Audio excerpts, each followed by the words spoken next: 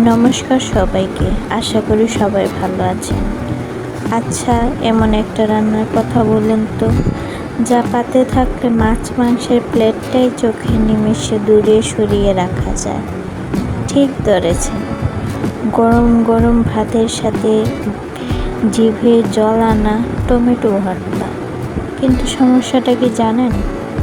আমরা অনেকেই টমেটো ভর্তা করি, তবুও সেই হোটেলের বা মায়ের হাতের পারফেক্ট স্বাদটা আনতে পারি না। আজ মায়ের হাতের এমন এক গোপন ট্রিক্স দেখাবো, যাতে এই সাধারণ টমেটো ভর্তাটাও স্বাদ মুখে লেগে থাকবে। ভিডিওটি শেষ পর্যন্ত না দেখলে কিন্তু আস্ত একটা দারুণ ব্যাপার মিস করবে। আজকে মা রান্নাঘরে ঢুকেই প্রথমেই বেছে নিলেন একদম লাল টকটকে পাকা কিছু টমেটো। মায়ের হাতের এই ভর্তাটার একটা স্পেশালিটি আছে, এটা আমরা লবণে পুড়িয়ে বা সেদ্ধ করে করি না, বরং তেলে টমেটোগুলোকে এমনভাবে ভাজি যাতে এর ভেতরকার জুসি ভাবটা একদম বজায় থাকে।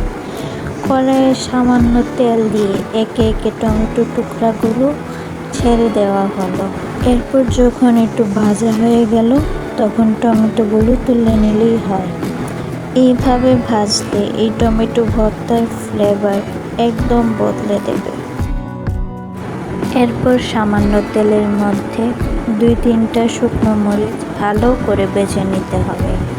আপনারা চাইলে আরও বেশি শুকনো মরিচ ভাজতে পারেন, যদি আপনারা ঝাল খেতে ভালোবাসেন তবেই। শুকনো মরিচগুলো লাল লাল করে ভেজে নেওয়ার পর তুলে নিতে হবে। এবার কড়াই থেকে নামিয়ে প্লেটে নিয়ে আসল কাজ শুরু। হাত দিয়ে টমেটোগুলো, শুকনো মরিচ এবং আপনারা চাইলে কাঁচামরিচও দিতে পারেন। আমার যেহেতু ঝাল খেতে পছন্দ, তাই কাঁচামরিচ দিয়েছেন।